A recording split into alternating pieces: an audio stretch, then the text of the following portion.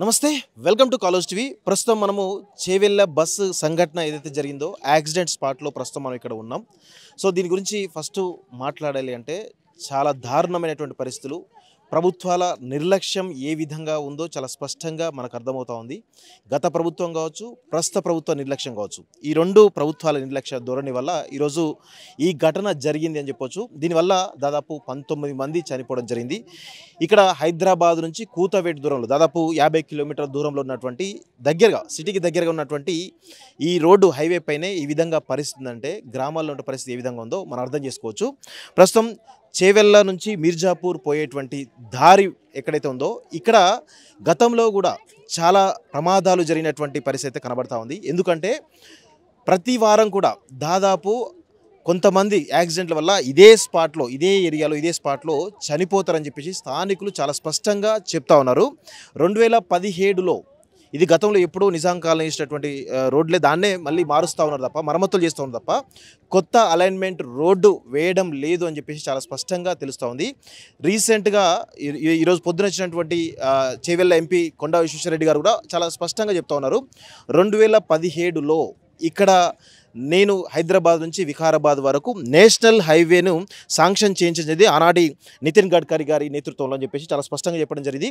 అయితే ఆనాడు ఇదే హైవేతో పాటుగా దాదాపు 10 హైవేలను కూడా శాంక్షన్ కావడం జరిగింది. కానీ మిగతా అన్నీ కూడా పూర్తయినాయి. కానీ ఇక్కడ ల్యాండ్ అక్విజిషన్ చేయకపోవడం వల్లనే ఈ పరిస్థితి వచ్చిందనేది చాలా స్పష్టంగా కొండా విశ్వేశ్వరరెడ్డి చెప్తున్నారు. 2017లో ఈ హైవేకు అనుమతులు వచ్చినప్పటికీ కూడా ఇక్కడ ఉన్నటువంటి కొంత ఎన్జిటి నేషనల్ గ్రీన్ ట్రిబ్యునల్ ఏదైతే ఉందో ఆ నేషనల్ గ్రీన్ ట్రిబ్యునల్లో కొంతమంది పిటిషన్ వేయడం జరిగింది. ఇక్కడ పర్యావరణం మొత్తం కూడా దెబ్బతింటా ఉంది. సో ఇక్కడ పెద్ద పెద్ద చెట్లు కొట్టుకుపోతూ ఉన్నాయి. కాబట్టి ఈ క్రమంలోనే అది ఎన్జిటిలో కేసు ఉందని చెప్పేసి కూడా గత ప్రభుత్వం కావచ్చు లేదా ప్రస్తుత ప్రభుత్వం కావచ్చు ఈ ఏదైతే ఈ రోడ్డుకు సంబంధించినటువంటి ల్యాండ్ అక్విజిషన్ చేయకపోవడం వల్లనే ఈ ప్రమాదాలు కంటిన్యూ అవుతుందని తెలుస్తోంది.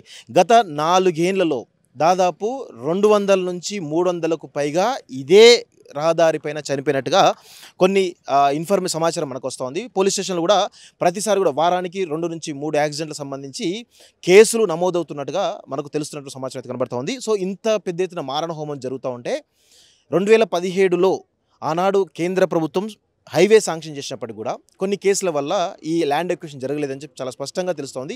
సో ఎవరైతే పర్యావరణవేత్తలు ఎవరైతున్నారో వాళ్ళు కేసులు వేయడం వల్ల కూడా మేము చేయలేకపోయని చెప్పేసి ప్రభుత్వాలు చెప్తా ఉన్నాయి. సో దాన్ని అధిగమించడానికి అవకాశం ఉంది. ఎందుకంటే చాలా చోట్ల కూడా ఏదైతే పర్యావరణవేత్తలు అనేక రకాల కేసులు వేసినప్పటికీ కూడా దాన్ని ఏదో విధంగా రూట్ మార్చడమా లేకపోతే రకరకాల వాటికి సంబంధించినటువంటి వెసులుబాటు కల్పించి చేసినటువంటి ప్రయత్నాలు చాలా ఉన్నాయి. సో ఈ క్రమంలో ప్రస్తుతం చూస్తున్నటువంటి పరిస్థితి చూస్తూ ఉంటే ఖచ్చితంగా ఇది ప్రభుత్వాల యొక్క నిర్లక్ష్య ధోరణి చాలా స్పష్టంగా కనబడుతోంది. గత ప్రభుత్వం 6 సంవత్సరాలు, ప్రస్తుత ప్రభుత్వం 2 సంవత్సరాలు ఈ హైవేకి సంబంధించి కొత్తగా ఏర్పడిన హైవే ఏదైతే ఉందో దానికి సంబంధించి ల్యాండ్ అక్విజిషన్ చేయకపోవడం వల్లనే ఇలాంటి ప్రమాదాలు చాలా దారుణంగా జరుగుతాయని చెప్పేసి చాలా స్పష్టంగా మనకు తెలుస్తోంది. సో దీనికి గత బీఆర్ఎస్ ప్రభుత్వం కానీ ప్రస్తుత కాంగ్రెస్ ప్రభుత్వం కానీ బాధ్యత వహించాల్సిన అవసరం అయితే ఉంటుంది. ఎందుకంటే ఇది ఈరోజు జరిగినటువంటి సంఘటన కాదు. ఇలాంటి సంఘటనలు గత 10-15 ఏళ్ల నుంచి కూడా కొన్ని వందల మంది చనిపోయినట్టుగా ఇక్కడ పోలీస్ స్టేషన్ రికార్డులు చెప్తున్నాయి, చాలా స్పష్టంగా చెప్తున్నారు. సో ప్రస్తుతం నిన్న అర్ధరాత్రి జరిగినటువంటి సంఘటన మనం చూసినట్లయితే సో ఇది చాలా స్పష్టంగా ఏదైతే ఓవర్లోడ్ తోటి వచ్చినటువంటి టిప్పర్ లారీ, కంకరతో వచ్చిన టిప్పర్ లారీ దాదాపు అతి వేగంతో ఈ యొక్క బస్సును ఢీకొన్నట్టు విషయం కనబడతా ఉంది. సో దానికి సంబంధించి అందులో ఆ లారీలో ఉన్నటువంటి ఏదైతే కంకర అవుతుందో మొత్తంగా ప్రయాణికుల మీద పడి ఈరోజు ప్రయాణికులు దాదాపు 19 మందికి పైగా చనిపోయి తెలుస్తుంది. ఇంకా కొంత మరణాల సంఖ్య ఇంకా పెరిగేటువంటి అవకాశం అంటే ఉన్నట్టుగా చాలా స్పష్టంగా తెలుస్తుంది. మీరు ఒకసారి బస్సును కరెక్ట్గా అబ్జర్వ్ చేస్తే చాలా క్లియర్గా సో ఏ విధంగా దారుణ పరిస్థితి ఉందో కనబడతా ఉంది. లాస్ట్ నా దేశం ఒక 4-5 సీట్లలో ఉన్నటువంటి వాళ్ళే బతుకున్నట్టుగా కనబడతా ఉంది తప్ప మిగతా అంతా కూడా ఇదే విధంగా చాలా స్పష్టంగా కనబడుతున్నట్టుగా అయితే కనబడుతుంది. ఒకసారి మీరు డ్రైవింగ్ సీట్ చూసినా కానీ లేకపోతే ఇక్కడ సీట్లు చూసినా కానీ ఇక్కడ కంకర చూసినా కానీ ప్రయాణికుల యొక్క అరణ్య రోధన ఏ విధంగా ఉండేదో మనకు చాలా స్పష్టంగా అర్థమవుతుంది. దీనిలో ప్రభుత్వాలు గత బీఆర్ఎస్ ప్రభుత్వం 6 ఏళ్ళు దాదాపు 2017లో ఈ యొక్క నేషనల్ హైవే శాంక్షన్ అయిన విషయం వాస్తవం. స్థానికులు కూడా చెప్తా ఉన్నారు, మేము కూడా కొంత రిపోర్ట్స్ తెచ్చుకున్న క్రమంలో 2017లో ఆనాడు national highway authority of India అంటే కేంద్ర రహదారుల శాఖ మంత్రిత్వ శాఖ అవుతుందో దాదాపు మన రాష్ట్ర వ్యాప్తంగా 10 హైవేలను శాంక్షన్ చేసింది. దానిలో ఇదొక హైవే, హైదరాబాద్ నుంచి వికారాబాద్ సంబంధించినటువంటి హైవే ఒకటి. అయితే అన్ని హైవేలు కూడా దాదాపు పూర్తయినాయి, దాదాపు ఇంకొన్ని ఎండ్ దశలో ఉన్నాయి. కానీ ఈ హైవే మాత్రం కనీసమైనటువంటి వర్క్ కూడా స్టార్ట్ కాలేదు, ల్యాండ్ అక్విజిషన్ స్టార్ట్ కాలేదు. ఈ ల్యాండ్ అక్విజిషన్ గురించి గతంలో కొన్ని కేసులు ఏదైతే పెద్ద పెద్ద చెట్లు కొట్టుకోపోతుందని చెప్పేసి పర్యావరణవేత్తలు కేసులు వేశారని చెప్పేసి చెప్తూ దాన్ని సాక చూపించి ప్రభుత్వాలు మొత్తానికైతే ఈ యొక్క ల్యాండ్ అక్విజిషన్ చేయకపోవడం వల్ల ఈ రోడ్డు చాలా నేరోగా ఉండడం వల్ల ప్రతి వారం కూడా 2 నుంచి 3 ప్రమాదాలు జరుగుతాయి. గత 4 ఏళ్లలో దాదాపు 200 నుంచి 300 మంది చనిపోయినట్టుగా మనకు పోలీస్ రికార్డులు చెప్తా ఉన్నాయి. సో అందులో మనకు కూడా పూర్తి సమాచారం రావాల్సిన అవసరం అయితే ఉంది.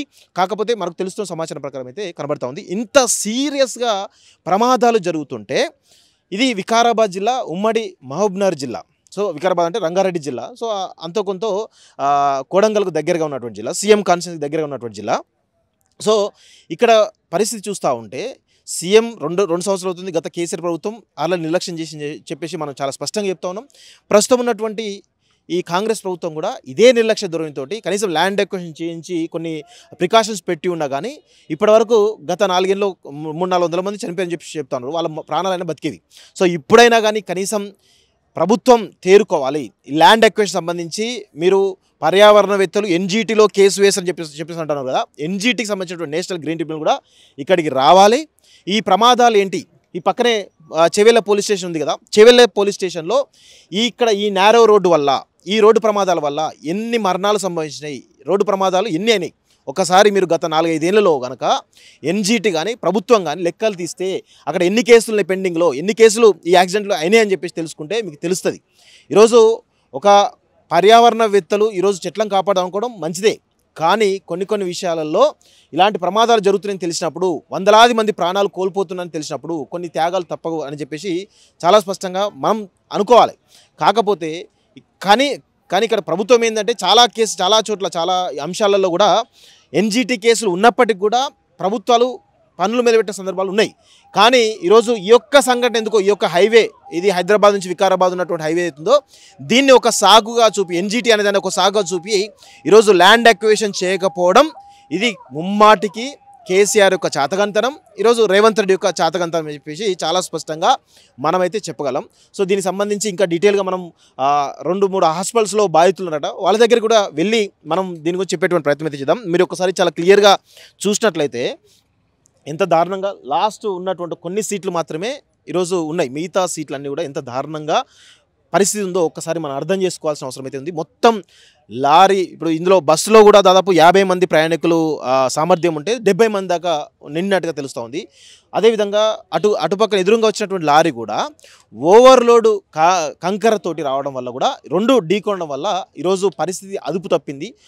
అమాంతం అక్కడ ఉన్నటువంటి లారీ ఏదైతుందో, టిప్పర్ లారీ ఏదైతుందో ఆ యొక్క ఓవర్లోడ్ తోటి ఈ యొక్క బస్సు పైన పడడం, ఆ లారీలో ఉన్నటువంటి కంకర మొత్తం కూడా బస్సులో ఉన్నటువంటి ప్రయాణికులు మొత్తం కూడా పూర్తి చేసినట్టుగా కొన్ని విజువల్స్ కూడా మనం చూసినాం. సో అలాంటి దారుణమైన పరిస్థితుల్లో అక్కడ చాలామంది కూడా స్పాట్లో డెడ్ అని తెలుస్తోంది. ఇప్పుడు దాదాపు 24 మంది చనిపోయినట్టుగా కనబడుతూ ఉంది. ఇంకా మరణాల సంఖ్య ఇంకా పెరిగే అవకాశం ఉంది, క్షతగాతుల సంఖ్య ఇంకా పెరిగే అవకాశం ఉంది అనేది కూడా విషయం తెలుస్తోంది. సో ప్రభుత్వం వెంటనే ముమ్మరమైనటువంటి చర్యలు, వాళ్ళకు వైద్య సహాయం ఏదైతుందో వైద్య సహాయం కూడా అందించాలి. అదేవిధంగా ఎవరైతే చనిపోయిన కుటుంబాలను కూడా వారిని ఆదుకోవాలని చెప్పేసి కూడా కోరుతాం. చాలా దారుణమైనటువంటి విషయాలు కనబడతా ఉన్నాయి. ఎందుకంటే ఒక్కొక్క కుటుంబంలో 3 ఆడపిల్లలు, ఒకటే కుటుంబంలో వాళ్ళు కాలేజీకి చదువుతామని చెప్పేసి వెళ్తున్నారు. 3 ఆడపిల్లలు, ఒకటే కుటుంబం 3 ఆడపిల్లలు, అలా చిన్న పిల్లలు, ముఖ్యంగా ఎక్కువగా ఆడవాళ్ళు ఎక్కువగా చనిపోయి చూస్తాం. దాదాపు 15 నుంచి 18 ఆడవాళ్ళు, అదేవిధంగా ఒక చిన్న పిల్లవాడు, మిగతా అంతా 5-7 పురుషులు ఉన్నట్టుగా తెలుస్తుంది. దాదాపు 24 మంది ఈ యొక్క ప్రమాద ఘటనలో చనిపోయినట్టు ఇప్పటివరకు తెలుస్తూ ఉంది. ఇంకా పెరిగేటువంటి అవకాశం కూడా ఉంది అనేది కూడా స్థానికులు చెప్తా ఉన్నారు. చాలా దారుణమైన పరిస్థితులు చెప్తా ఉన్నారు.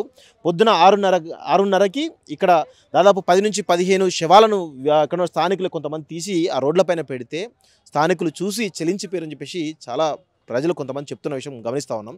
సో ఇలాంటి ప్రమాదాలు జరగకుండా రీసెంట్గానే కర్నూలు యొక్క సంఘటన మనం చూసినాం, ఇప్పుడు ఈ ప్రమాద ఘటన కూడా మనం చూస్తూ ఉన్నాం. సో ఇది చాలా దారుణం. ఇలాంటి ఘటనలు జరగకుండా ప్రభుత్వాలు చర్యలు తీసుకోవాల్సిన అవసరం అయితే ఉంది. సో ఏదో మంత్రులు అయితే మూకుమ్మడిగా వస్తున్నట్టు కనబడతా ఉంది, కానీ మీరు రావడం ఓకే, కానీ మీరు చేస్తున్నటువంటి చర్యలు ఏంటి? మీరు తీసుకునేటువంటి ప్రికాషన్స్ ఏంటి? ఈ రోడ్డు శాంక్షన్ అయింది 2017లో. సరే గత ప్రభుత్వం ఫెయిల్ అయింది. దీనికి ప్రధాన కారణం కేసీఆర్ అయితే మరి 2 సంవత్సరాలు అవుతుంది. మీరు దీనికి సంబంధించి ల్యాండ్ ఎక్విజిషన్ ప్రారంభించిరా లేదా అని ఇలా ఈరోజు స్పష్టంగా మేము అడుగుతా ఉన్నాం. దానికి సంబంధించి ప్రభుత్వం కూడా మరి ఎలా స్పందిస్తుందో వేచి చూడాల్సిన అవసరం అయితే ఉంది. ఈ యొక్క చేవెళ్ళ బస్సు ఘటన సంబంధించిన యాక్సిడెంట్ స్పాట్ నుంచి మొత్తానికి గ్రౌండ్ రిపోర్ట్ మీరైతే చూస్తూ ఉన్నారు. చూస్తూ ఉండండి college TV. Thank you very much. ఇంకా బాధితులతో మనం మాట్లాడేటువంటి ప్రయత్నం అయితే చేద్దాం. Thank you.